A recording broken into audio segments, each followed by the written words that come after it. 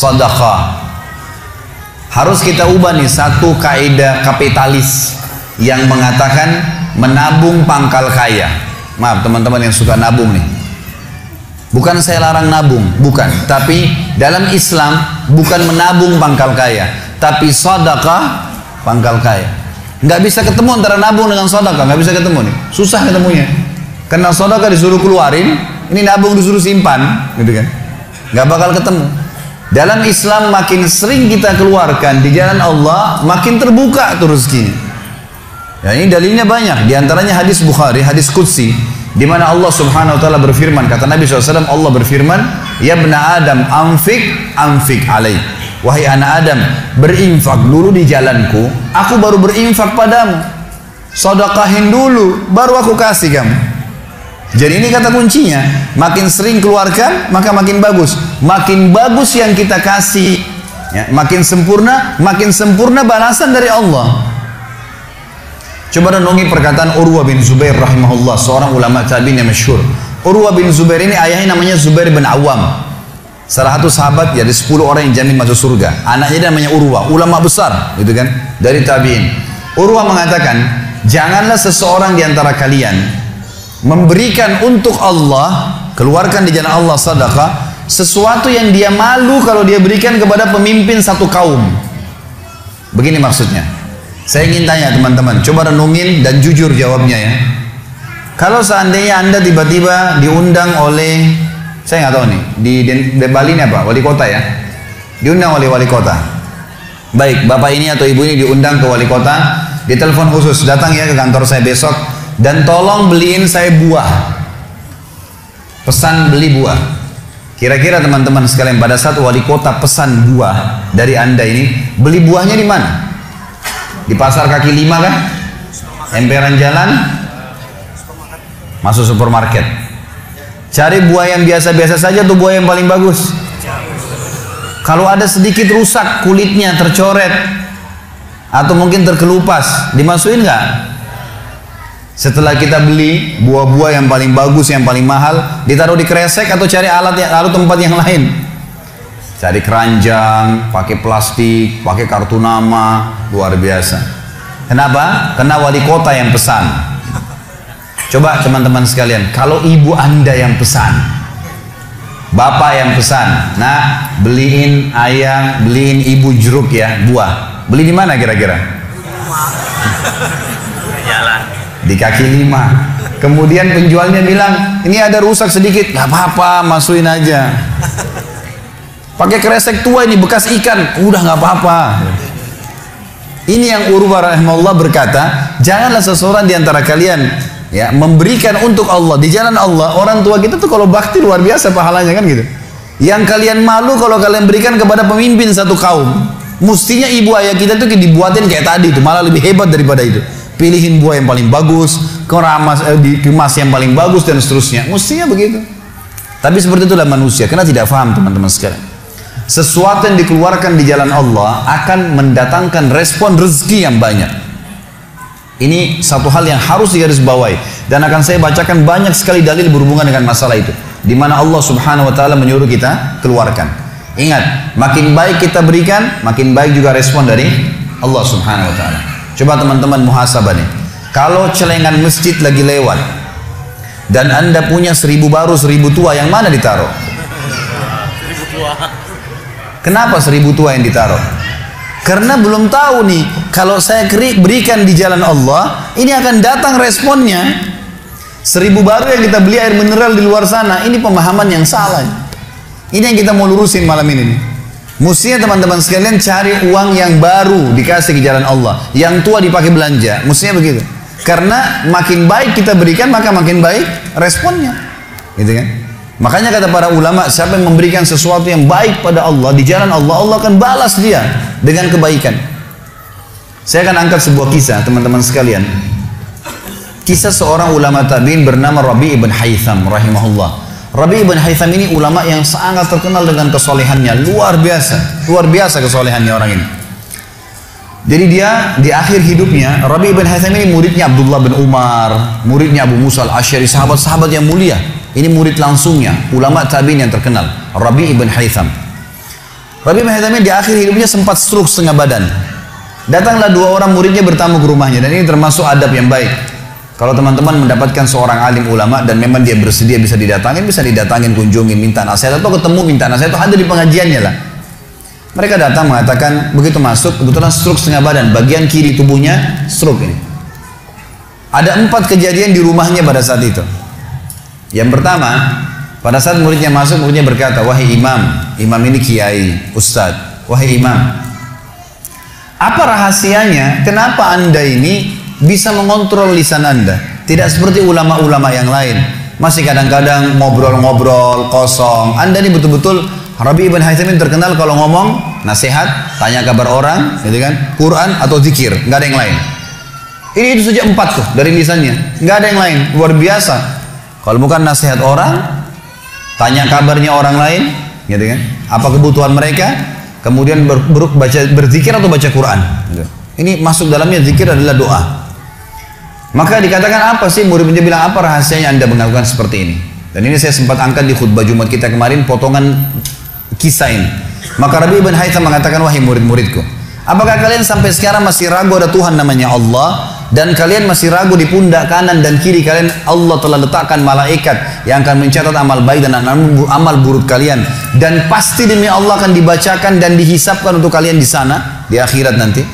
Artinya saya bisa mengontrol lisan saya karena saya tahu Tuhan saya selalu melihat, dan ada malaikat yang mengawasi, tidak pernah tidur nih, 24 jam terus mengawasi, baik dicatat buruk dicatat.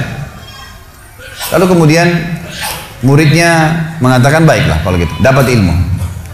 Kejadian pada saat itu teman-teman sekalian yang lain adalah, yang kedua, baru mau ngobrol sama murid-muridnya, tiba-tiba anaknya Rabi' bin Haytham keluar dari dapur, masuk ke ruang tamu pamit. Anak laki-lakinya lalu berkata, wahai ayahku, semoga Allah senantiasa menjaga anda. Ibu saya membuatkan untuk anda makanan namanya halwa pada zaman itu. Halwa ini Bapak Ibu sekalian makanan yang mahal, bahannya susah, bahannya mahal, buatnya susah, lama diadon berjam-jam baru jadi, dan ini dimakan oleh pejabat-pejabat gitu. Rabi' bin Haytham rahimahullah ini punya ciri khas, mereka tidak pernah rewel. Di rumahnya dihidangkan makan apa sama istrinya, dimakan sama dia, baik sekali orangnya. Udahlah, dunia dilaluin sama dia begitu saja. Maka anaknya datang dan mengatakan, wahai ayahku, ibuku membuatkan untuk anda halwa, makanan yang mahal bahannya dan juga susah buatnya. Tapi anaknya bilang, ibu saya buat halwa buat anda. Ibu saya berharap anda memakannya, gitu. Lalu kata Rabi' bin Haytham, baiklah, keluarkan aja. Dikeluarkanlah makanan tersebut. Lalu halwa ini dipotong-potong, karena kue yang bagus dan cukup besar, di nampan besar dipotong-potong. Baru saja Rabi' bin Haytham mau memegang dengan tangan kanannya, karena sebelah kirinya sakit, diambil sebelah kanan, kemudian dia kasih isyarat murid-muridnya untuk ambil juga. Baru mereka mau pegang, tiba-tiba pintu rumahnya ada yang ketuk, diketuk. Dia kasih isyarat anaknya, suruh buka pintu itu. Dibuka pintu itu. Anaknya pergi sana. Waktu dibuka teman-teman sekalian, ini ternyata yang ketuk pintu bukan orang biasa, orang yang luar biasa, orang gila, gitu kan. Jadi bukan orang yang peminta-minta biasa, orang yang luar biasa, orang yang selalu anggap ini udah deh, nggak usah dilayanin, nggak usah diajak ngomong, nggak usah diperhatikan, gitu kan. Orang gila ini ketuk pintu dengan pakaiannya yang lusuh, tidak pakai alas kaki, rambutnya berantakan, kasih isyarat minta makan. Rabi' bin Haytham rahimahullah tunjuk anaknya, suruh datang, angkat nih halwa, kasih orang gila itu. Halwa nih, makanan yang mewah, kasih orang gila itu. Dibawa sama anaknya. Anaknya ini, Rabi' bin Haytham waktu bawa piring itu, niatnya ingin memberikan ke orang gila 1 potong, gitu kan. Begitu tiba depan pintu, orang gila lihat makanan enak, walaupun gila tahu juga ini makanan enak, gitu kan. Diambil sama dia piringnya. Diambil, dimakan semua. Dalam kisahnya dikatakan sampai air liurnya jatuh-jatuh di situ, dihabisin sama dia. Sudah habis teman-teman sekalian, apa yang terjadi? Orang gila nggak ngerti, dia nggak terima kasih, nggak apa, piringnya dilempar pergi. Anaknya Rabi' bin Haytham ini tahu nilainya makanan yang ibunya buat tadi. Diambil piring itu, ditutup pintunya, lalu dia kembali lagi. Kemudian dia bilang sama ayahnya, wahai ayahku, semoga Allah senantiasa menjaga anda. Sebelum saya lanjutkan kisah teman-teman sekalian, saya sarankan juga bahwa teman-teman di sini yang sudah punya anak, biasakan selalu menggunakan doa antara suami istri dengan anak, itu penting sekali. Karena kata Nabi SAW, jangan ucapkan kata-kata doa yang bisa berbau doa buruk buat kalian, diri kalian, keluarga kalian, dan harta kalian. Karena bisa saja malaikat lewat dan mengaminkannya. Ya. Kita harus selalu doa yang baik gitu kan. Jadi Rabi' bin Haitham membiasakan anaknya untuk dilatih berdoa yang baik. Jadi selalu kalau mau minta tolong, nak semoga Allah menjagamu, ambilkan ayah ini. Nak semoga begini, semoga Allah menjagamu, semoga Allah berikan kau rezeki, ambilkan ayah seperti ini. Jadi selalu diikuti dengan doa. Anaknya pun terbiasa mendoakan ayahnya. Dalam kondisi anaknya jengkel karena perilaku si orang gila tadi, dia kembali dan masih sempat mengatakan, ayah semoga Allah menjaga anda. Tadi itu ayah yang minta-minta orang gila. Dia tidak mengerti nilainya makanan yang kita kasih. Kalau tadi anda suruh saya ke dapur, ngambil apa saja, roti lah, apalah, dia makan juga. Kenapa harus halwa yang ibu saya setengah mati buat, biayanya mahal, buatnya lama, gitu kan? Jadi anaknya butuh jawaban nih. Perhatikan apa jawabannya orang beriman kepada Allah dan tahu benar kata kunci bertambahnya rezeki justru dengan sedekah itu. Kata dia apa? Ya waladi, illam yadri, fallahu yadri. Baru dia baca ayat lan tanalul birra hatta tunfiqu mimma tuhibbun. Wahai anakku, kalau orang gila itu tidak tahu nilainya makanan yang kita kasih, nggak penting buat saya. Karena Allah tahu nilainya. Bukan dianya, tapi Allah tahu nilainya. Dan ingatlah firman Allah, kalian tidak akan mendapatkan, gitu kan? Kalian tidak akan mendapatkan balasan sempurna daripada sedekah kalian sampai kalian menginfakkan apa yang paling kalian cintai. Saya suka halwa itu, tapi disuruh kasih. Teman-teman sekalian, pelajaran luar biasa dari kisah ini. Pernah nggak kita berpikir berikan makan orang gila? Kadang-kadang subhanallah kita lihat orang gila ambil di sampah, kita biarin, nggak mau dilihat. Kalau kita nggak kasih makanan dia, siapa yang akan kasih makan? Dan Allah tetap menilai kita dan sesuai dengan niatnya. Innamal a'malu binniyat. Termasuk saya pernah jelaskan ke jamaah saya di pengajian. Kalau ada orang datang ke masjid kita ini sekarang bawa proposal, teman-teman sekalian, nih proposal saya mau bangun masjid, butuh bantuan 1 miliar, kita nyumbang semua, terkumpul 1 miliar. Sebulan kemudian kita tahu orang itu dusta, rugi kah kita? Tidak rugi sama sekali. Kita akan dapatkan pahala bangun masjid walaupun masjidnya belum dibangun. Karena innamal a'malu binniyat, gitu kan? Allah akan kasih begitu. Siapa yang niat mengerjakan satu perbuatan, niat dalam hatinya, belum dikerjakan dapat 1 pahala. Dikerjakan diberikan pahala 10 kali lipat sampai 700 kali lipat kata Nabi SAW. Jadi jelas sekali, gitu kan? Bagaimana Rabi' bin Haitham mengajarkan kepada kita bersedekah, teman-teman, sampai pada orang gila pun dikasih. Karena Allah akan menilai kebaikan itu. Bagaimana bisa kita tidak lakukan? Maka selesai kisah yang kedua. Kisah yang ketiga adalah muridnya mengatakan, wahai imam, apa nasihat anda? Apa nasihat anda untuk kami dalam masalah ibadah? Tentu yang jadi saksi bahasan tadi orang gila dikasih makan itu ya. Maka dia mengatakan waktu ditanya oleh muridnya apa nasihatnya dalam ibadah? Ibadah kami apa nasihatnya? Sholat, puasa, apa nasihat anda? Maka beliau mengatakan, alaikum bil asrar, rahasiakan amal soleh kalian. Jangan ceritakan sama siapapun. Kerjakan tapi jangan ceritakan. Udah. Allah sudah utuskan ada malaikat yang catat semua kebaikan. Tidak dibayar, tidak pernah tidur, lengkap semua data-datanya hari kiamat. Semua dicatat. Rahasiakan amal soleh kalian. Jangan ceritakan sama siapapun, jangan buka sama siapapun. Baik. Lalu kejadian terakhir di rumahnya adalah teman-teman sekalian, waktu itu terdengar azan duhur, stroke setengah badan. Lalu Rabi' bin Haitham ini saya sekalian berikan motivasi kepada teman-teman yang masih malas sholat di masjid. Rumah Allah harus didatangi teman-teman sekalian, fadilahnya sangat besar. Kata Nabi SAW, setiap orang ke masjid, setiap langkahnya mengangkat derajatnya 1 langkah, yang 1 langkah mengampuni dosanya.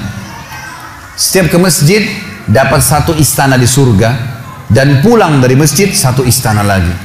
Hadis sahih semua menjelaskan masalah ini, gitu kan? Belum fadilah sholat berjamaahnya, belum terbangun ukhuwah, belum dan seterusnya. Belum lagi hadis Nabi SAW, siapa yang tidak kehilangan takbiratul ihram pertama imam selama 40 hari, dia akan selamat dari akan diselamatkan dari sifat kemunafikan. Banyak fadilahnya. Rabi' bin Haitham rahimahullah stroke setengah badan teman-teman sekalian. Lalu dia dengar azan duhur, dia kasih isyarat anaknya sudah tahu, suruh datang. Anaknya lalu menopang tubuhnya dia yang sebelah kanan, minta diantar ke masjid. Stroke setengah badan dan sudah sangat tua. Lalu muridnya bilang, saya lalu kemudian membantu menopang tubuhnya yang stroke, dan demi Allah untuk kami membawanya ke masjid, kakinya yang stroke terseret di tanah.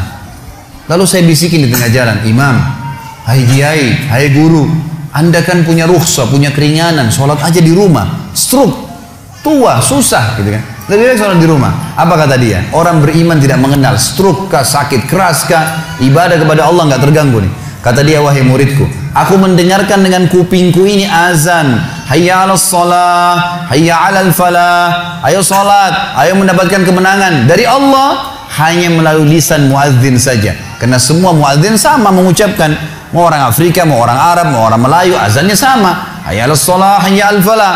Allah memanggil saya mengatakan, ayo sholat, pencipta langit dan bumi, ayo mendapatkan kemenangan. Lalu saya sholat di rumah saya, demi Allah saya akan datangi masjid walaupun saya merangkak.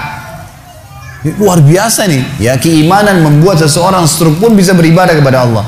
Tapi dari kisah kita, ya, dari 4 kejadian di rumah Rabi' ibn Hasan adalah bagaimana dia bersedekah kepada orang fakir miskin tadi. Ada riwayat Bukhari yang lain teman-teman sekalian berbunyi, kata Nabi SAW dulu di zaman Bani Israel ada 2 orang. Di zaman Bani Israel ada 2 orang. 2 orang ini bersahabat, dua-duanya punya kebun. Dua-duanya punya kebun. Kebun ini mereka lagi nunggu hujan dan satu negeri itu belum turun hujan. Tiba-tiba si A sama si B. Si A ini melihat ada awan, kata Nabi SAW, lewat di atas kebunnya. Dan terdengar suara dari awan itu berkata, turunkanlah hujan di kebunnya fulan, kebun temannya dia di sebelah. Maka dia bilang, kata Nabi SAW, orang ini pun mengikuti awan tersebut. Ternyata betul, awan itu menggumpul semuanya di atas kebun temannya, hujan. Tapi cuma kebun temannya, yang lain nggak kena hujan. Maka Nabi SAW mengatakan, dia pun bertanya pada temannya, apa yang kamu lakukan dengan kebunmu? Sampai di musim panas seperti ini pun Allah masih menurunkan hujan untuk kebunmu saja. Apa yang dia bilang? Dia bilang, saya membagi keuntungan dari usaha saya ini menjadi 3. Keuntungannya bukan modal. Sepertiganya saya infakkan di jalan Allah, langsung saya keluarkan. Sepertiganya lagi saya tambahkan ke modal. Sepertiganya lagi saya gunakan untuk keperluan keluarga saya. Jadi ternyata teman-teman sekalian, sedekah itu betul-betul sangat luar biasa. Membuka pintu rezeki. Jadi makin dikeluarkan, makin royal, makin datang.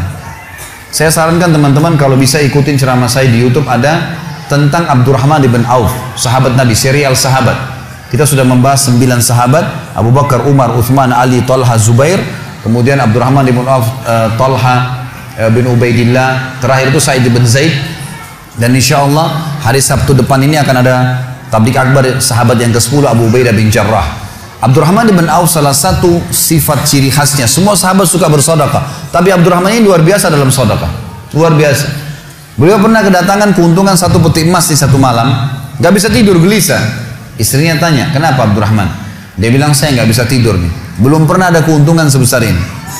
Kata istrinya, lalu apa keinginan? Dia bilang, saya ingin keluarkan jalan Allah, saya gak mau simpan di rumah saya malam ini, ya, gak mau nabung. Kalau kita subhanallah baru untung 1 juta sudah antri sejam di bank gitu kan. Ini nggak mau nabung, keluarin malam ini, sedekahin semua untuk fakir miskin. Gitu. Istrinya juga solehah, nggak seperti sebagian muslimah. Maaf, saya nggak singgung muslimah di belakang sana. Tapi ada orang begitu, suaminya dapat untung, sebelum disedekahin, sebelum kasih orang tuanya, sebentar dulu, jatah saya mana? Gitu. Ini enggak, istrinya mengatakan sedekahin. Ayo kita sama-sama. Dibungkuslah emas-emas itu, koin-koin emas, dirham emas itu, kemudian dibagiin, habis. Subhanallah, karena ikhlasnya mensedekahkan semua keuntungan malam itu, besok dalam riwayat saya dikatakan datang 2 peti keuntungan dengan produk yang sama. 2 peti emas dikeluarin sama Abdurrahman, 2 peti emas. Hari ketiga datang 3 peti keuntungan. Dikeluarkan hari keempat datang 4 peti. Begitu terus sampai Abdurrahman memiliki sebuah gudang penuh dengan emas. Waktu Abdurrahman radhiyallahu anhu meninggal dunia, waktu mau dibagi warisannya, itu emas-emasnya saking sudah ditumpuk-tumpuk sampai melengket satu sama yang lain. Waktu mau dipisahin, dibagi, itu harus pakai kampak. Dan yang mengkampak itu tangannya sampai memar, luka.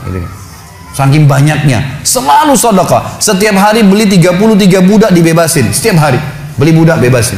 Setiap hari datangkan 30 kafilah, ya 30 ekor unta untuk diparkir, ditaruh di tengah-tengah jalan Madinah. Lalu pegawainya berteriak, Abdurrahman membagi-bagi buat kalian, silakan, semua ambil kebutuhannya.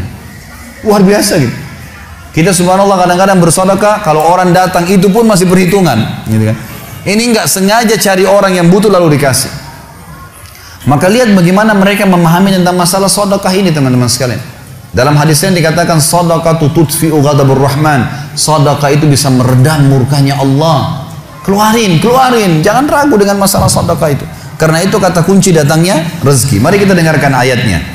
Yang pertama adalah surah Al-Baqarah, surah nomor 2 ayat 254. Allah Subhanahu wa taala berfirman, Al-Baqarah 254, A'udzu billahi minasyaitonir rajim. Ya ayyuhalladzina amanu Hai orang-orang yang telah beriman pada Allah, anfiku, keluarkan mimma razaqnakum, dari apa yang telah kami berikan untuk kalian rezeki, min qabli an ya'ti yaumun la bay'un fihi wala khullatun wala syafa'ah wal kafirun humudz zalimun. Sebelum datang hari nanti kalian menyesal, nggak ada lagi hari transaksi, nggak ada lagi kasih sayang, tidak ada lagi pertolongan, hari kiamat. Teman-teman sekalian, maaf kalau anda punya rezeki banyak di rekening, masya Allah, bagus, tapi usahakan selalu ada sedekahnya. Karena kalau kita biarkan numpuk, kita cuma bangga di angka tulisan, di print bukunya, oh iya banyaknya 2 miliar, 10 miliar, kita cuma bangga dengan angka. Apa yang mau dibanggain? Pada saat antum meninggal, kalau antum tidak sedekahkan, teman-teman sekalian, tidak punya masjid yang dibangun, nggak punya kegiatan amal jariah, nggak pernah punya sesuatu buat dia infakkan sebenarnya, gitu kan? Maka pastikan orang seperti ini akan menyesal pada saat meninggal. Coba ya saya sedekahin dulu. Makanya kata Nabi SAW, hartamu yang sebenarnya, harta yang kau sedekahkan selama kau hidup, itu harta sebenarnya.